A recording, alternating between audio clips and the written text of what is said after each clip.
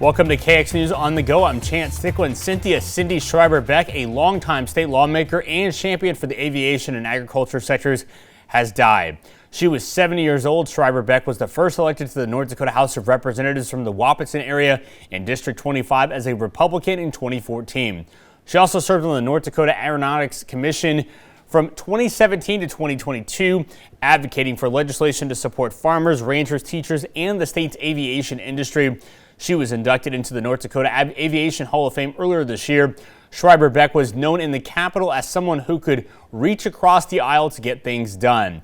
Her Wahpeton counterpart, Democrat Representative Alisa Mitskog's statement reflected what most in the Capitol were feeling, saying, quote, "Everyone is in shock. North Dakota will miss her leadership, and I will miss my friend," end quote. Mitskog added that despite coming from the opposite side of the aisle, they often work closely together to put their constituents above partisan politics.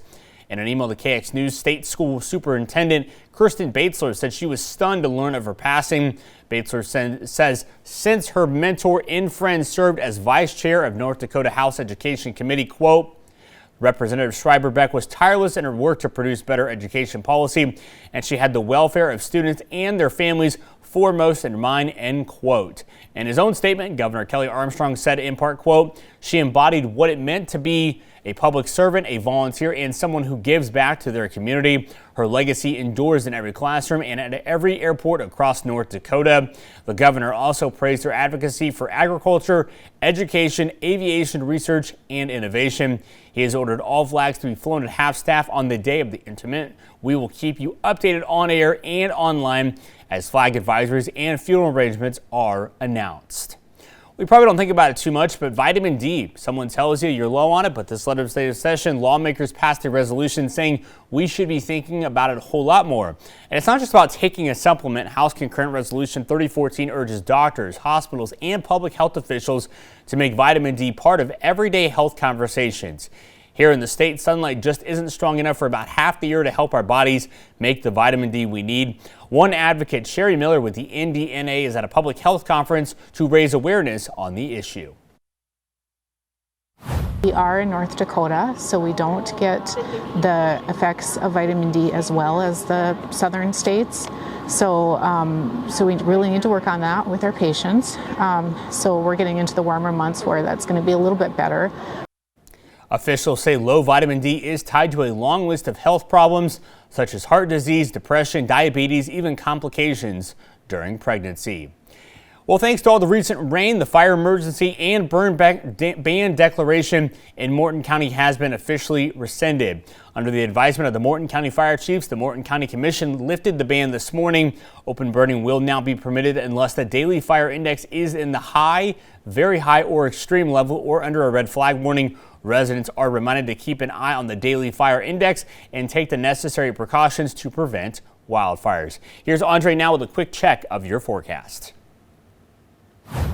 Well, thank you so much, Chance. And looking here in the capital city, it is feeling a little bit on the gloomy side because we are seeing a little bit of that patchy fog. And guess what? Temperatures are at 41 degrees and the winds are out of the north and east at 8 miles per hour and a visibility of 6 miles. So I want you to drive a little slower this morning, folks. And let's head over into the Magic City where we're also seeing the fog on go and temperatures are at 40 degrees and the winds are out of the east-northeast at 9 miles per hour and a visibility of 2 miles. Now, as we head over into our current storm team radar, we are continuing to watch that meso low that is in the north and western portion of the state. And this is going to allow for us to see some uplift in the atmosphere, and that is going to allow for us to see some more rain chances increasing as we progress along the way. Now, as we head over into our current visibility right now, our visibility is kind of low in some locations, including here in the capital city, there in Hazen, and in Hettinger, and in Bowman as well, and it looks like it's even more intense there in the Magic City. So again, make sure you're driving on the slower side this morning.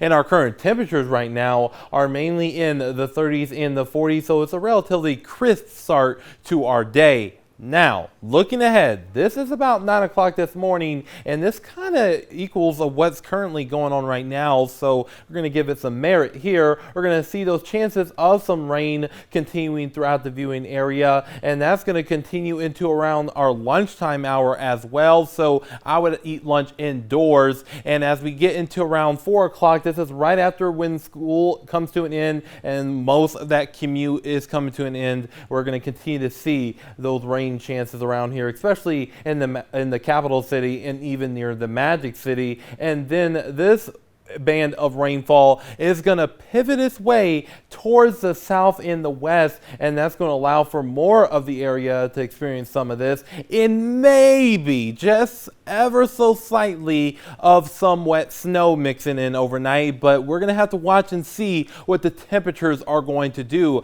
during this period of time. But for the most part, we're going to keep things at a liquid form for the time being. So again, we will continue to keep you posted. Now, our highs for today will mainly be in the 40s, so it's going to be a relatively chilly day for this time of year. In fact, we're going to be about 10 to 30 degrees below normal, so it's going to be that cold for sure. And once we get into tonight, temperatures will drop down into the 30s, so it's going to be a relatively cool night. And again, these temperatures are quite crucial if we get some of that snowfall or not. Now, over the next few days, we will see those temperatures remain in the 40s for our Wednesday, but however, Thursday and Friday, look at that, folks. Temperatures are coming back up into the 50s and 60s, and we will see the sunshine return here in Williston. Yes, you heard that. The sunshine return in Williston on Thursday, and we will see some cloud increase as we head into our Friday and Saturday, with maybe some small rain chances too.